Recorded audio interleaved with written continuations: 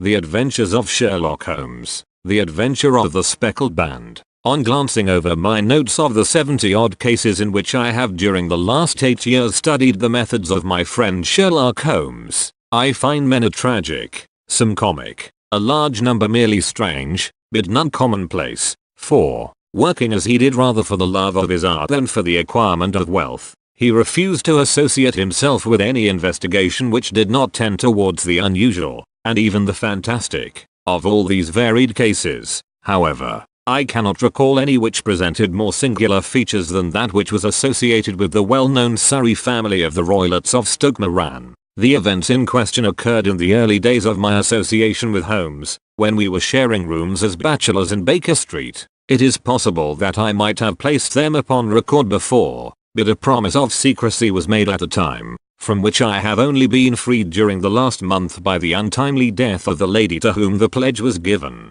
It is perhaps as well that the facts should now come to light, for I have reasons to know that there are widespread rumors as to the death of Dr. Grimesby Roylott which tend to make the matter even more terrible than the truth. It was early in April in the year 1983 that I woke one morning to find Sherlock Holmes standing, fully dressed, by the side of my bed. He was a late riser, as a rule, and as the clock on the mantelpiece showed me that it was only 7:15, I blinked up at him in some surprise, and perhaps just a little resentment, for I was myself regular in my habits. "Very sorry to knock you up, Watson," said he, "but it's the common lot this morning." "Mrs. Hudson has been knocked up," she retorted upon me, "and I on you." "What is it, then? A fire?" "No, a client. It seems that a young lady has arrived in a considerable state of excitement, who insists upon seeing me. She is waiting now in the sitting room." Now, when young ladies wander about the metropolis at this hour of the morning, and knock sleepy people up out of their beds, I presume that it is something very pressing which they have to communicate. Should it prove to be an interesting case, you would, I am sure, wish to follow it from the outset. I thought, at any rate, that I should call you and give you the chance. My dear fellow, I would not miss it for anything. I had no keener pleasure than in following Holmes in his professional investigations, and in admiring the rapid deductions, as swift as intuitions, and yet always founded on a logical basis with which he unraveled the problems which were submitted to him. I rapidly threw on my clothes and was ready in a few minutes to accompany my friend down to the sitting room. A lady dressed in black and heavily veiled, who had been sitting in the window, rose as we entered. "Good morning, madam," said Holmes cheerily. "My name is Sherlock Holmes. This is my intimate friend and associate, Dr. Watson, before whom you can speak as freely as before myself. I am glad to see that Mrs. Hudson has had the good sense to light the fire. Pray draw up to it, and I shall order you a cup of hot coffee, for I observe that you are shivering." "It is not cold which makes me shiver," said the woman in a low voice, changing her seat as requested. "What, then? It is fear, Mr. Holmes. It is terror." She raised her veil as she spoke, and we could see that she was indeed in a pitiable state of agitation, her face all drawn and grey, with restless frightened eyes, like those of some hunted animal. Her features and figure were those of a woman of 30, but her hair was shot with premature grey, and her expression was weary and haggard. Sherlock Holmes ran her over with one of his quick, all-comprehensive glances. "You must not fear," said he soothingly, bending forward and patting her forearm. "We shall soon set matters right, I have no doubt. You have come in by train this morning, I see. You know me, then?" "No, but I observe the second half of a return ticket in the palm of your left glove. You must have started early, and yet you had a good drive in a dog cart, along heavy roads, before you reached the station." The lady gave a violent start and stared in bewilderment at my companion. "There is no mystery, my dear madam," said he, smiling. "The left arm of your jacket is spattered with mud in no less than 7 places. The marks are perfectly fresh. There is no vehicle save a dog cart which throws up mud in that way, and then only when you sit on the left-hand side of the driver. Whatever your reasons may be, you are perfectly correct," said she. "I started from home before 6, reached Leatherhead at 20 past, and came in by the first train to Waterloo. Sir, I can stand the strain no longer. I shall go mad if it continues. I have no one to turn to, none, save only one, who cares for me, and he, poor fellow, can be of little aid. I have heard of you, Mr. Holmes. I have heard of you from Mrs. Farintosh, whom you helped in the hour of her sore need. It was from her that I had your address.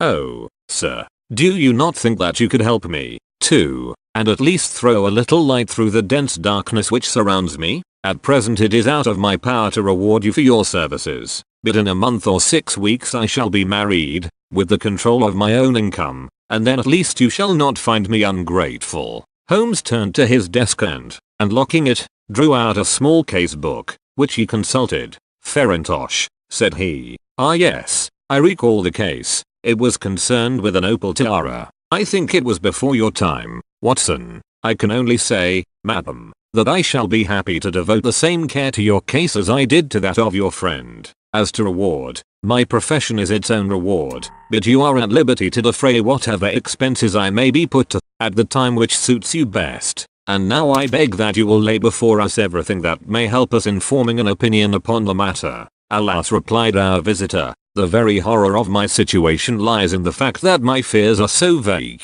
and my suspicions depend so entirely upon small points, which might seem trivial to another, that even he to whom of all others I have a right to look for help and advice looks upon all that I tell him about it as the fancies of a nervous woman. He does not say so, but I can read it from his soothing answers and averted eyes. But I have heard, Mr. Holmes, that you can see deeply into the manifold wickedness of the human heart. You may advise me how to walk amid the dangers which encompass me. I am all attention, madam. My name is Helen Stoner, and I am living with my stepfather, who is the last survivor of one of the oldest Saxon families in England, the Roylotts of Stoke Moran, on the western border of Surrey. Holmes nodded his head. The name is familiar to me, said he. The family was at one time among the richest in England, and the estates extended over the borders into Berkshire in the north, and Hampshire in the west. In the last century, however, 4 successive heirs were of a dissolute and wasteful disposition,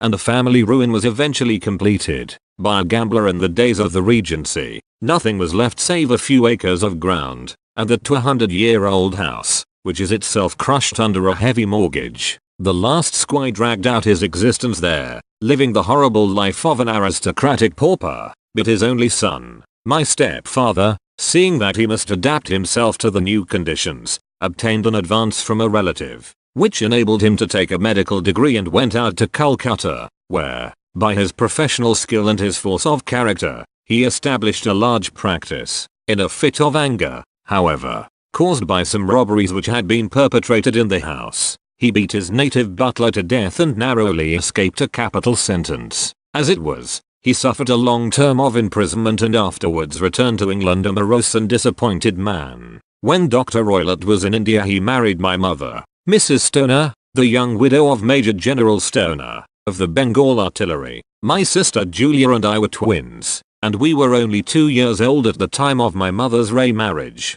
She had a considerable sum of money, not less than £1,000 a year, and this she bequeathed to Dr. Roylott entirely while we resided with him, with a provision that a certain annual sum should be allowed to each of us in the event of our marriage. Shortly after our return to England my mother died. She was killed 8 years ago in a railway accident near Crewe. Dr. Roylott then abandoned his attempts to establish himself in practice in London and took us to live with him in the old ancestral house at Stoke Moran. The money which my mother had left was enough for all our wants, and there seemed to be no obstacle to our happiness. But a terrible change came over our stepfather about this time. Instead of making friends and exchanging visits with our neighbors, who had at first been overjoyed to see a Roylott of Stoke Moran back in the old family seat, he shut himself up in his house and seldom came out save to indulge in ferocious quarrels with whoever might cross his path. Violence of temper approaching to mania has been hereditary in the men of the family,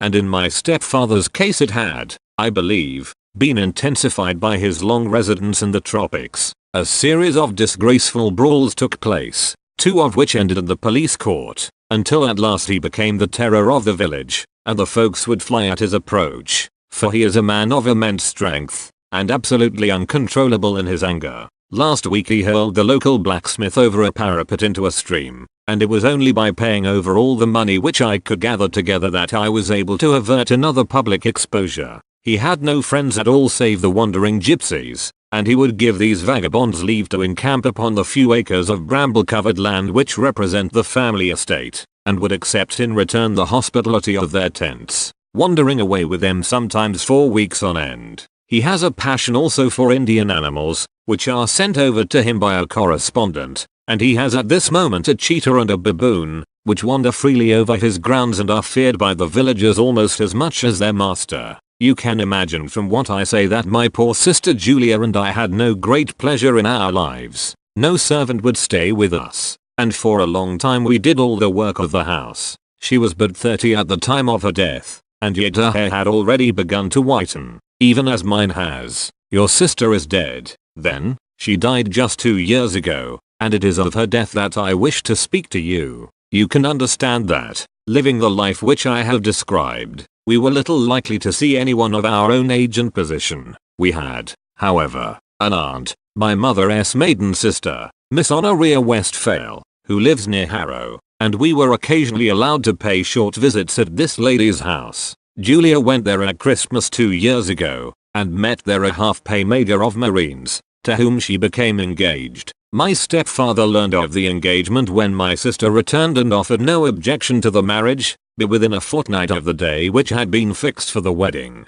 the terrible event occurred which has deprived me of my only companion. Sherlock Holmes had been leaning back in his chair with his eyes closed and his head sunk in a cushion, but he half opened his lids now and glanced across at his visitor. "Pray be precise as to details," said he. "It is easy for me to be so, for every event of that dreadful time is seared into my memory. The manor house is, as I have already said, very old, and only one wing is now inhabited. The bedrooms in this wing are on the ground floor, the sitting rooms being in the central block of the buildings. Of these bedrooms the first is Dr. Roylett's, the second my sister's, and the third my own. There is no communication between them, but they all open out into the same corridor. Do I make myself plain? Perfectly so. The windows of the 3 rooms open out upon the lawn. That fatal night Dr. Roylett had gone to his room early, though we knew that he had not retired to rest, for my sister was troubled by the smell of the strong Indian cigars which it was his custom to smoke. She left her room, therefore, and came into mine, where she sat for some time, chatting about her approaching wedding. At 11 o'clock she rose to leave me, but she paused at the door and looked back. "Tell me, Helen," said she, "have you ever heard anyone whistle in the dead of the night?" "Never," said I suppose that you could not possibly whistle, yourself, in your sleep?" "Certainly not." "But why?" "Because during the last few nights I have always, about 3 in the morning, heard a low, clear whistle. I am a light sleeper, and it has awakened me. I cannot tell where it came from. Perhaps from the next room, perhaps from the lawn. I thought that I would just ask you whether you had heard it." "No, I have not. It must be those wretched gypsies in the plantation." "Very likely, and yet if it were on the lawn, I wonder that you did not hear it also." "Ah, but I sleep more heavily than you." "Well, it is of no great consequence, at any rate." She smiled back at me, closed my door, and a few moments later I heard her key turn in the lock. "Indeed," said Holmes. "Was it your custom always to lock yourselves in at night?" "Always." "And why?" "I think that I mentioned to you that the doctor kept a cheetah and a baboon. We had no feeling of security unless our doors were locked." "Quite so. Pray proceed with your statement." "I could not sleep that night. A vague feeling of impending misfortune impressed me. My sister and I, you will recollect, were twins, and you know how subtle are the links which bind 2 souls which are so closely allied. It was a wild night. The wind was howling outside, and the rain was beating and splashing against the windows. Suddenly, amid all the hubbub of the gale, there burst forth the wild scream of a terrified woman. I knew that it was my sister's voice. I sprang from my bed, wrapped a shawl round me, and rushed into the corridor. As I opened my door I seemed to hear a low whistle, such as my sister described,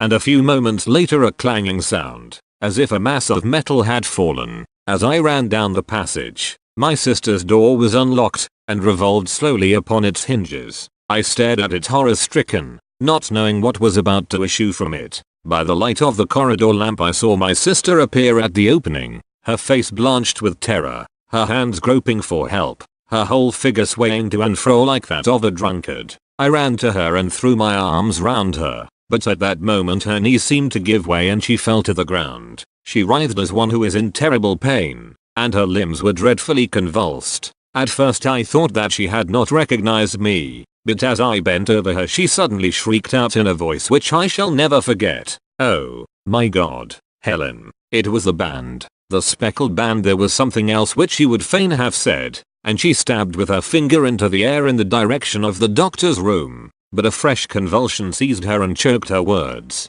I rushed out, calling loudly for my stepfather, and I met him hastening from his room in his dressing gown. When he reached my sister's side she was unconscious, and though he poured brandy down her throat and sent for medical aid from the village, all efforts were in vain, for she slowly sank and died without having recovered her consciousness. Such was the dreadful end of my beloved sister. "One moment," said Holmes. "Are you sure about this whistle and metallic sound? Could you swear to it?" That was what the county coroner asked me at the inquiry. It is my strong impression that I heard it, and yet, among the crash of the gale and the creaking of an old house, I may possibly have been deceived. Was your sister dressed? No, she was in her night dress. In her right hand was found the charred stump of a match, and in her left a matchbox, showing that she had struck a light and looked about her when the alarm took place. That is important. And what conclusions did the coroner come to? He investigated the case with great care,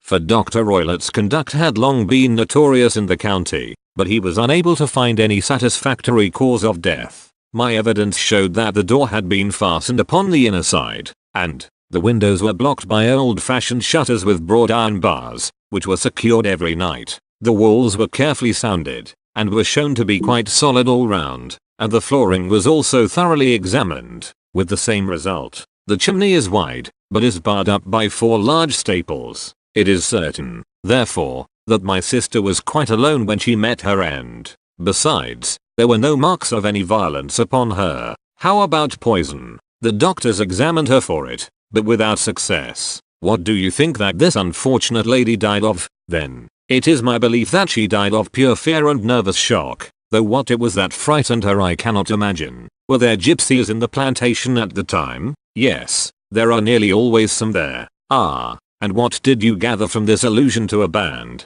A speckled band? Sometimes I have thought that it was merely the wild talk of delirium. Sometimes that it may have referred to some band of people, perhaps to these very gypsies in the plantation. I do not know whether the spotted handkerchiefs which so many of them wear over their heads might have suggested the strange adjective which he used. Holmes shook his head like a man who is far from being satisfied. "These are very deep waters," said he. "Pray go on with your narrative." 2 years have passed since then, and my life has been until lately lonelier than ever. A month ago, however, a dear friend, whom I have known for many years, has done me the honor to ask my hand in marriage. His name is Armitage, Percy Armitage, the second son of Mr. Armitage, of Crane Water, near Reading. My stepfather has offered no opposition to the match, and we are to be married in the course of the spring. 2 days ago some repairs were started in the west wing of the building, and my bedroom wall has been pierced, so that I have had to move into the chamber in which my sister died, and to sleep in the very bed in which she slept. Imagine, then, my thrill of terror when last night, as I lay awake, thinking over her terrible fate, I suddenly heard in the silence of the night the low whistle which had been the herald of her own death. I sprang up and lit the lamp, but nothing was to be seen in the room. I was too shaken to go to bed again, however, so I dressed, and as soon as it was daylight I slipped down, got a dog cart at the Crown Inn, which is opposite, and drove to Leatherhead, from whence I have come on this morning with the one object of seeing you and asking your advice. "You have done wisely," said my friend. "But have you told me all?" "Yes, all, Miss Roylott." "You have not. You are screening your stepfather." "Why, what do you mean?" For answer Holmes pushed back the frill of black lace which fringed the hand that lay upon our visitor's knee. 5 little livid spots, the marks of 4 fingers and a thumb, were printed upon the white wrist. "You have been cruelly used," said Holmes. The lady colored deeply and covered over her injured wrist. "He is a hard man," she said, "and perhaps he hardly knows his own strength." There was a long silence, during which Holmes leaned his chin upon his hands and stared into the crackling fire. "This is a very deep business," he said at last. There are 1,000 details which I should desire to know before I decide upon our course of action. Yet we have not a moment to lose. If we were to come to Stoke Moran today, would it be possible for us to see over these rooms without the knowledge of your stepfather? As it happens, he spoke of coming into town today upon some most important business. It is probable that he will be away all day, and that there would be nothing to disturb you. We have a housekeeper now, but she is old and foolish, and I could easily get her out of the way. Excellent. You are not averse to this trip, Watson? By no means. Then we shall both come. What are you going to do yourself? I have 1 or 2 things which I would wish to do now that I am in town,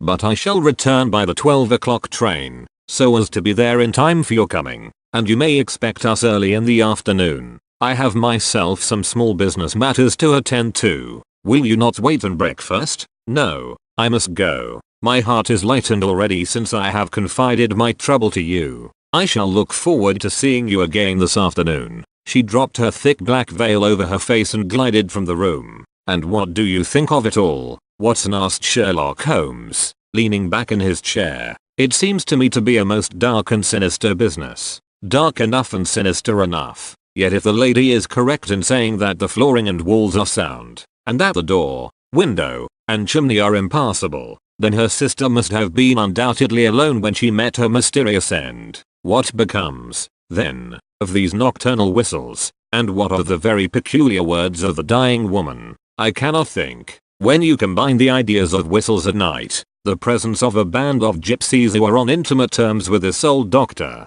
the fact that we have every reason to believe that the doctor has an interest in preventing his stepdaughter's marriage, the dying allusion to a band, and, finally, the fact that Miss Helen Stoner heard a metallic clang, which might have been caused by one of those metal bars that secured the shutters falling back into its place. I think that there is good ground to think that the mystery may be cleared along those lines. But what, then, did the gypsies do? I cannot imagine. I see many objections to any such theory, and so do I. It is precisely for that reason that we are going to Stoke Moran this day. I want to see whether the objections are fatal, or if they may be explained away. But what in the name of the devil? The ejaculation had been drawn from my companion by the fact that our door had been suddenly dashed open, and that a huge man had framed himself in the aperture. His costume was a peculiar mixture of the professional and of the agricultural, having a black top hat, a long frock coat, and a pair of high gaiters,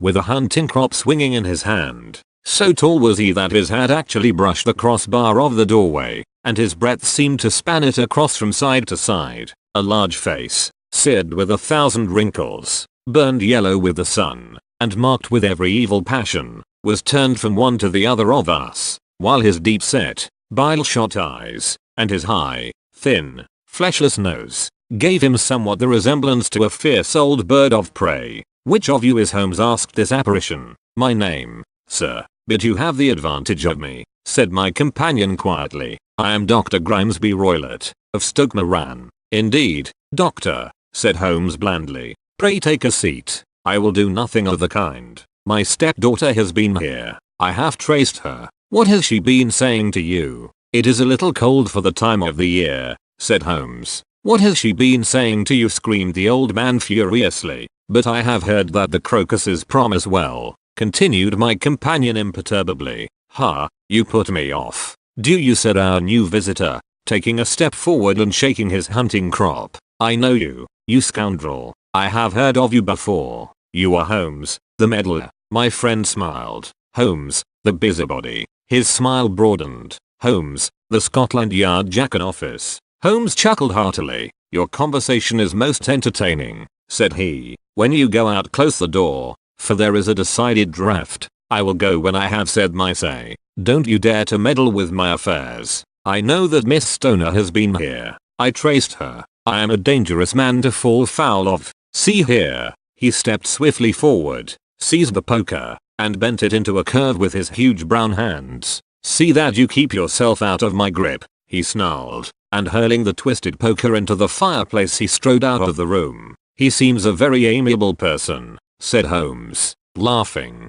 I am not quite so bulky, but if he had remained I might have shown him that my grip was not much more feeble than his own. As he spoke he picked up the steel poker and, with a sudden effort, straightened it out again. Fancy his having the insolence to confound me with the official detective force. This incident gives zest to our investigation, however, and I only trust that our little friend will not suffer from her imprudence in allowing this brute to trace her. And now, Watson, we shall order breakfast, and afterwards I shall walk down to Doctor's Commons, where I hope to get some data which may help us in this matter. It was nearly 1 o'clock when Sherlock Holmes returned from his excursion. He held in his hand a sheet of blue paper, scrawled over with notes and figures. "I have seen the will of the deceased wife," said he. "To determine its exact meaning I have been obliged to work out the present prices of the investments with which it is concerned. The total income, which at the time of the wife's death was little short of £1,100,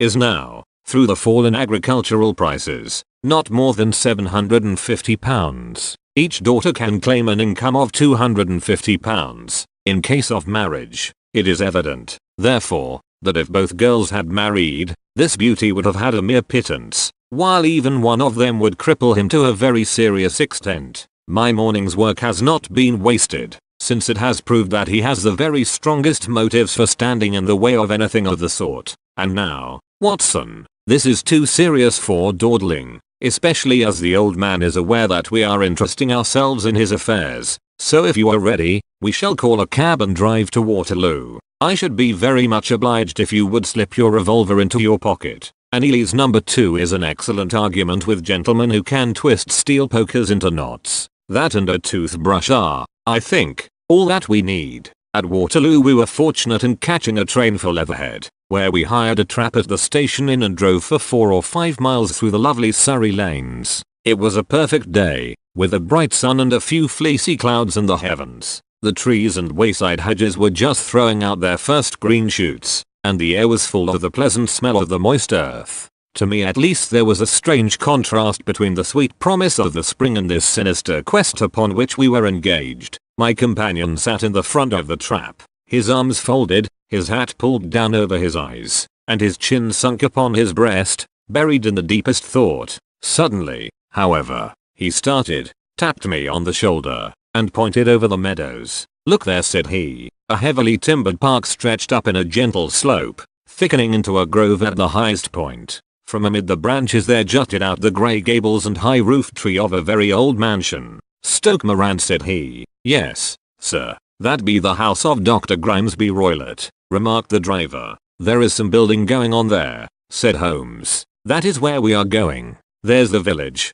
said the driver, pointing to a cluster of roofs some distance to the left. "But if you want to get to the house, you'll find it shorter to get over this stile, and so by the footpath over the fields. There it is, where the lady is walking, and the lady, I fancy, is Miss Stoner," observed Holmes, shading his eyes. "Yes, I think we had better do as you suggest." We got off, paid our fare, and the trap rattled back on its way to Leatherhead. "I thought it as well," said Holmes as we climbed the stile, "that this fellow should think we had come here as architects, or on some definite business. It may stop his gossip. Good afternoon, Miss Stoner. You see that we have been as good as our word." Our client of the morning had hurried forward to meet us with a face which spoke her joy. "I have been waiting so eagerly for you," she cried, shaking hands with us warmly. "All has turned out splendidly. Dr. Roylott has gone to town, and it is unlikely that he will be back before evening.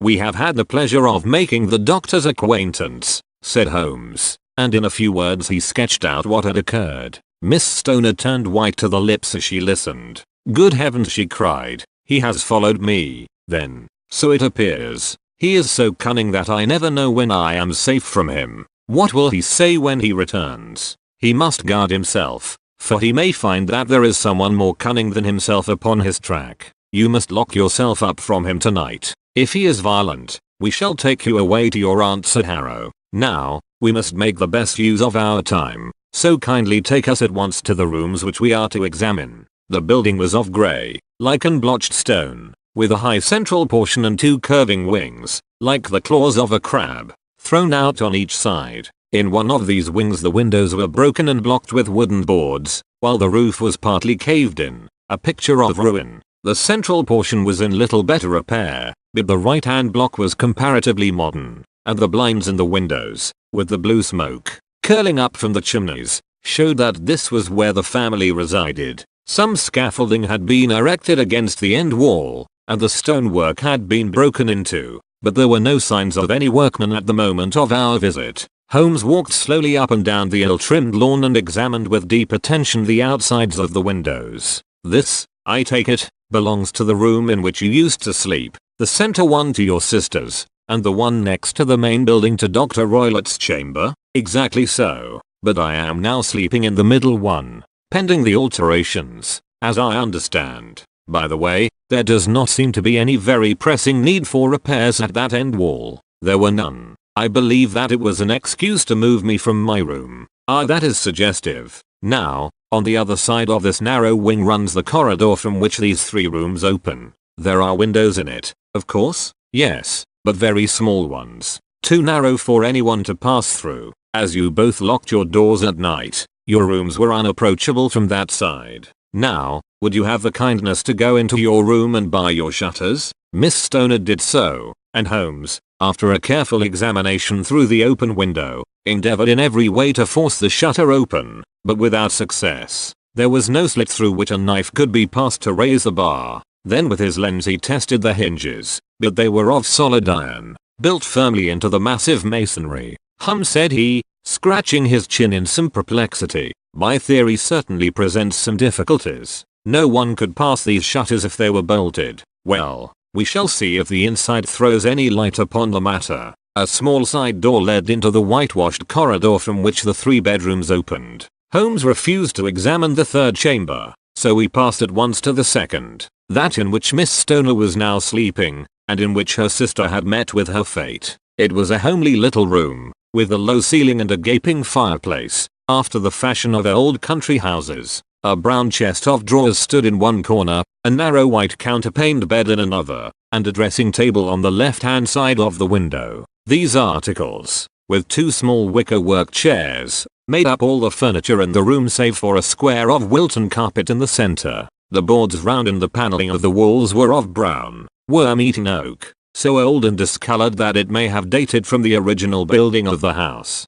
Holmes drew one of the chairs into a corner and sat silent, while his eyes traveled round and up and down, taking in every detail of the apartment. Where does that bell communicate with? He asked at last, pointing to a thick bell rope which hung down beside the bed, the tassel actually lying upon the pillow. It goes to the housekeeper's room. It looks newer than the other things. Yes, it was only put there a couple of years ago. Your sister asked for it, I suppose? No, I never heard of her using it. We used always to get what we wanted for ourselves. Indeed, it seemed unnecessary to put so nice a bell pull there. You will excuse me for a few minutes while I satisfy myself as to this floor. He threw himself down upon his face with his lens in his hand and crawled swiftly backward and forward, examining minutely the cracks between the boards. Then he did the same with the woodwork with which the chamber was paneled. Finally he walked over to the bed and spent some time in staring at it and in running his eye up and down the wall. Finally he took the bell rope in his hand and gave it a brisk tug. Why, it's a dummy, said he. Won't it ring? No, it is not even attached to a wire. This is very interesting. You can see now that it is fastened to a hook just above where the little opening for the ventilator is. How very absurd. I never noticed that before. Very strange, muttered Holmes, pulling at the rope. There are 1 or 2 very singular points about this room. For example, what a fool a builder must be to open a ventilator into another room, when, with the same trouble, he might have communicated with the outside air. That is also quite modern, said the lady. Done about the same time as the bell rope, remarked Holmes. Yes, there were several little changes carried out about that time. They seem to have been of a most interesting character. Dummy bell ropes, and ventilators which do not ventilate. With your permission, Miss Stoner, we shall now carry our researches into the inner apartment. Dr. Grimesby Roylott's chamber was larger than that of his stepdaughter, but was as plainly furnished. A camp bed, a small wooden shelf full of books, mostly of a technical character, an armchair beside the bed, a plain wooden chair against the wall, a round table, and a large iron safe were the principal things which met the eye. Holmes walked slowly round and examined each and all of them with the keenest interest. What's in here? He asked, tapping the safe. My stepfather's business papers. Oh, you have seen inside, then? Only once, some years ago. I remember that it was full of papers. There isn't a cat in it, for example. Number. What a strange idea. Well, look at this. He took up a small saucer of milk which stood on the top of it. No, we don't keep a cat. But there is a cheetah and a baboon. Ah, yes, of course. Well, a cheetah is just a big cat, and yet a saucer of milk does not go very far in satisfying its wants, I dare say. There is one point which I should wish to determine. He squatted down in front of the wooden chair and examined the seat of it with the greatest attention. Thank you. That is quite settled, said he, rising and putting his lens in his pocket. Hello. Here is something interesting. The object which had caught his eye was a small dog lash hung on one corner of the bed. The lash, however, was curled upon itself and tied so as to make a loop of whipcord. What do you make of that, Watson? It's a common enough lash, but I don't know why it should be tied. That is not quite so common, is it? Ah, me, it's a wicked world, and when a clever man turns his brains to crime it is the worst of all. I think that I have seen enough now, Miss Stoner, and with your permission we shall walk out upon the lawn. I had never seen my friend's face so grim or his brow so dark as it was when we turned from the scene of this investigation. We had walked several times up and down the lawn, neither Miss Stoner nor myself liking to break in upon his thoughts before he roused himself from his reverie. It is very essential,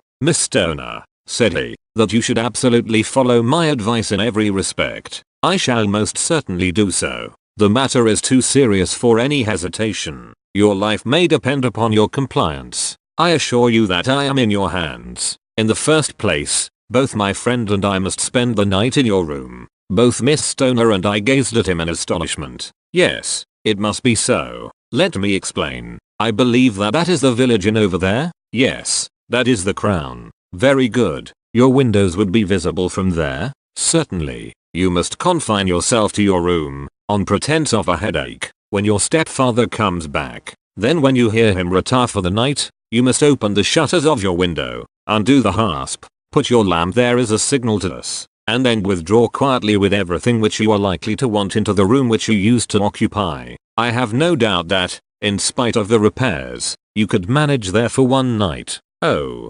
yes, easily. The rest you will leave in our hands. But what will you do? We shall spend the night in your room, and we shall investigate the cause of this noise which has disturbed you. I believe, Mr. Holmes, that you have already made up your mind, said Miss Stoner, laying her hand upon my companion's sleeve. Perhaps I have. Then, for pity's sake, tell me what was the cause of my sister's death. I should prefer to have clearer proofs before I speak. You can at least tell me whether my own thought is correct, and if she died from some sudden fright. No, I do not think so. I think that there was probably some more tangible cause. And now, Miss Stoner, we must leave you, for if Dr. Roylott returned and saw us our journey would be in vain. Goodbye, and be brave, for if you will do what I have told you, you may rest assured that we shall soon drive away the dangers that threaten you. Sherlock Holmes and I had no difficulty in engaging a bedroom and sitting room at the Crown Inn.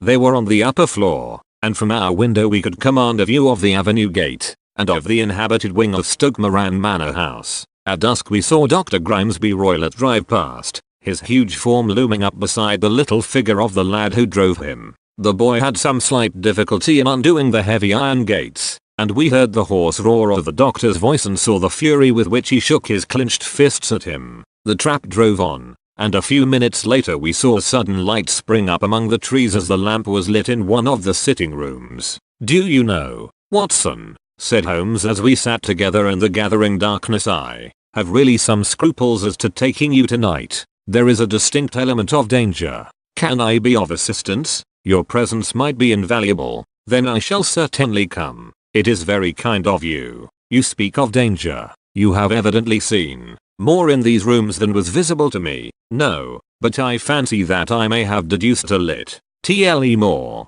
I imagine that you saw all that I did. I saw nothing remarkable save the bell rope, and what purpose that could answer I confess is more than I can imagine. You saw the ventilator, too? Yes, but I do not think that it is such a very unusual thing to have a small opening between two rooms. It was so small that a rat could hardly pass through. I knew that we should find a ventilator before ever we came to Stoke Moran, my dear Holmes. Oh, yes, I did. You remember in her statement she said that her sister could smell Dr. Roylett's cigar. Now, of course that suggested at once that there must be a communication between the two rooms. It could only be a small one, or it would have been remarked upon at the coroner's inquiry. I deduced a ventilator. But what harm can there be in that? Well, there is at least a curious coincidence of dates. A ventilator is made, a cord is hung, and a lady who sleeps in the bed dies. Does not that strike you? I cannot as yet see any connection. Did you observe anything very peculiar about that bed? Number. It was clamped to the floor. Did you ever see a bed fastened like that before? I cannot say that I have. The lady could not move her bed. It must always be in the same relative position to the ventilator and to the rope, or so we may call it, since it was clearly never meant for a bell pull. Holmes, I cried. I seem to see dimly what you are hinting at. We are only just in time to prevent some subtle and horrible crime. Subtle enough and horrible enough. When a doctor does go wrong, he is the first of criminals. He has nerve and he has knowledge. Palmer and Pritchard were among the heads of their profession. This man strikes even deeper, but I think, Watson, that we shall be able to strike deeper still, but we shall have horrors enough before the night is over. For goodness sake, let us have a quiet pipe and turn our minds for a few hours to something more cheerful. About 9 o'clock the light among the trees was extinguished, and all was dark in the direction of the manor house. 2 hours passed slowly away, and then, suddenly, just at the stroke of 11, a single bright light shone out right in front of us. That is our signal, said Holmes, springing to his feet. It comes from the middle window. As we passed out he exchanged a few words with the landlord, explaining that we were going on a late visit to an acquaintance, and that it was possible that we might spend the night there. A moment later we were out on the dark road, a chill wind blowing in our faces, and one yellow light twinkling in front of us through the gloom to guide us on our somber errand. There was little difficulty in entering the grounds, for unrepaired breaches gaped in the old park wall. Making our way among the trees, we reached the lawn, crossed it, and were about to enter through the window when out from a clump of laurel bushes there darted what seemed to be a hideous and distorted child, who threw itself upon the grass with writhing limbs and then ran swiftly across the lawn into the darkness. My God, I whispered, did you see it? Holmes was for the moment as startled as I. His hand closed like a vice upon my wrist in his agitation. Then he broke into a low laugh and put his lips to my ear. It is a nice household, he murmured. That is the baboon. I had forgotten the strange pets which the doctor affected. There was a cheetah, too. Perhaps we might find it upon our shoulders at any moment. I confess that I felt easier in my mind when, after following Holmes' example and slipping off my shoes, I found myself inside the bedroom. My companion noiselessly closed the shutters, moved the lamp onto the table, and cast his eyes round the room. All was as we had seen it in the daytime. Then creeping up to me and making a trumpet of his hand, he whispered into my ear again so gently that it was all that I could do to distinguish the words. The least sound would be fatal to our plans. I nodded to show that I had heard. We must sit without light. He would see it through the ventilator. I nodded again. Do not go asleep. Your very life may depend upon it. Have your pistol ready in case we should need it. I will sit on the side of the bed, and you in that chair. I took out my revolver and laid it on the corner of the table. Holmes had brought up a long thin cane, and this he placed upon the bed beside him. By it he laid the box of matches and the stump of a candle. Then he turned down the lamp, and we were left in darkness. How shall I ever forget that dreadful vigil? I could not hear a sound, not even the drawing of a breath, and yet I knew that my companion sat open-eyed, within a few feet of me, in the same state of nervous tension in which I was myself. The shutters cut off the least ray of light, and we waited in absolute darkness. From outside came the occasional cry of a night bird, and once at our very window a long-drawn cat-like whine, which told us that the cheetah was indeed at liberty. Far away we could hear the deep tones of the parish clock, which boomed out every quarter of an hour. How long they seemed, those quarters. 12 struck, and 1 and 2 and 3, and still we sat waiting silently for whatever might befall. Suddenly there was the momentary gleam of a light up in the direction of the ventilator, which vanished immediately. but was succeeded by a strong smell of burning oil and heated metal. Someone in the next room had lit a dark lantern. I heard a gentle sound of movement, and then all was silent once more, though the smell grew stronger. For half an hour I sat with straining ears. Then suddenly another sound became audible, a very gentle, soothing sound, like that of a small jet of steam escaping continually from a kettle. The instant that we heard it, Holmes sprang from the bed, struck a match, and lashed furiously with his cane at the bell pull. "You see it, Watson?" he yelled. "You see it?" But I saw nothing. At the moment when Holmes struck the light I heard a low, clear whistle, but the sudden glare flashing into my weary eyes made it impossible for me to tell what it was at which my friend lashed so savagely. I could,